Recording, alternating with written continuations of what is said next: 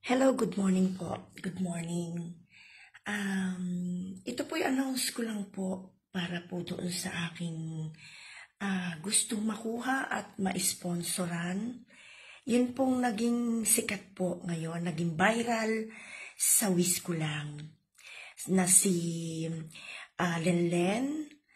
So, yun po ay nakita ko siya, napanood ko.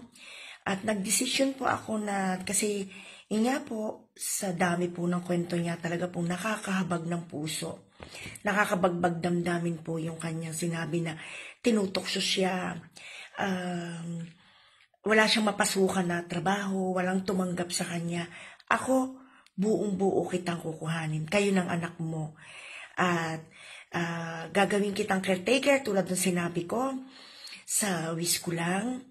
At lahat sila natuwa kasi nung malaman nila na mayroong tao na handang kumupkop at umampun sa inyo mag-ina. Sa akin safe ka, walang mambubuli. At pag may nambuli sa'yo, siya pa barangay natin. No, sa akin sinusure ko na safe ka kasi isang compound lang kami. So sana po sa mga taga-Nasugbo, hindi ko po alam kung paano ako magsisimula kasi alam ko naman po na malaki ang Nasugbo. Kung saan barangay, sana po may mag-message sa akin kung saan barangay si Lenlen. Yun po ay naging viral sa Wish ko lang. Kung sino man po yung nakakakilala kay Lenlen, please naman po, paki-message lang po sa akin. At pupuntahan ko po siya. Gusto ko po silang kuhaning mag-ina. Nakaready na po yung titirahan nila doon sa akin. Na wala naman pong nakatira.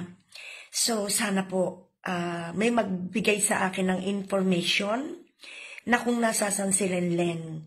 Yun pong mag-ina ni Lenlen na naging viral po sa Wish ko lang.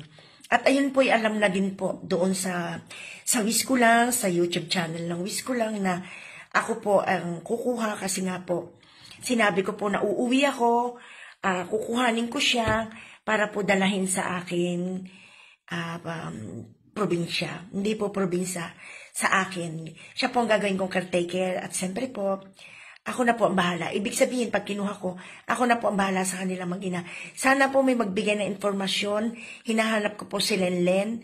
Yun pong nag-viral sa Wish ko lang, na taga-Nasugbo. Sana po may magbigay ng informasyon dito po sa akin, kung saan sa barangay ng Nasugbo. Maraming salamat. Lenlen, intayin mo ko, susunduin ka na namin, kayo ng iyong anak. At wala nang pwedeng umapi sa'yo, at wala nang pwedeng mambuli sa'yo. Dito sa akin, tanggap na tanggap ka namin, pamilya ka namin. Okay? Wait mo ako. Okay? Matatapos na rin yung pag-iyak mo. Dito, masaya ka na. Bye!